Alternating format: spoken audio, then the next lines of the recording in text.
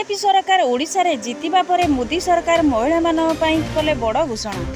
प्रत्येक महिला मानक मिलिबो 50,000 टंका। मोदी सरकार तरफरु महिला मानक पई आउ एक नुआ योजना जार नाम रही सुभद्रा योजना।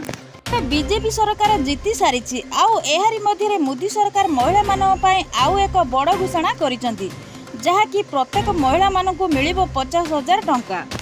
आसतु जानिबा संपूर्ण अपडेट खबरटी को जानिबा को हेले वीडियो को शेष पर्यंत देखंतु। आम चैनल सह जुड़ी रखले चैनल को सब्सक्राइब करी पाखर आसथिबा घंटी चिन्ह को दबाई दियंतु जहाँ फल एई भली लेटेस्ट अपडेट आपण माने सर्वप्रथमे पाई परिबे। आपण माने समस्त जानिथिबे निर्वाचन पूर्व बीजेपी ग्यारंटी देइथिला जदि बीजेपी सरकार क्षमता को आसे तेबे प्रत्येक महिला मानक मिलिबो 50,000 टंकार भाउचर।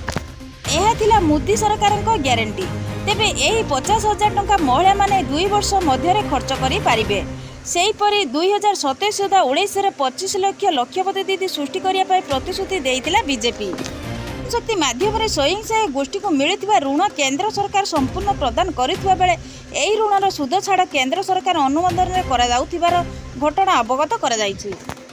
ओडिशा रे आगामी दिन में बीजेपी सरकार गठन कले प्रत्येक परिवार महिला मानक सुभद्रा योजना रे 50,000 टंकार अनुमोदन प्रदान करा जिवो बोली प्रधानमंत्री घोषणा करिसेंती।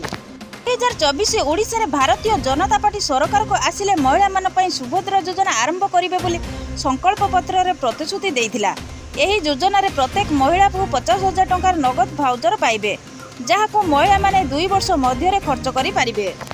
बहुत शीघ्र आरंभ होबाकू जाउछि सुभद्रा योजना। एही योजना अधीन रे प्रति महिला मानक 50,000 टंका मिलिबो जहाँकि एही टंका कैश भाउचर आकार रे मिलिबो। माने 2 वर्ष मध्य खर्च करि पारिबे। तेबे एहा थिला मोदी सरकार ग्यारंटी। भिडियोटी भल लगी भिडियो गोटे लाइक करंतु, कमेंट करंतु, शेयर करी समस्त को जणांतु।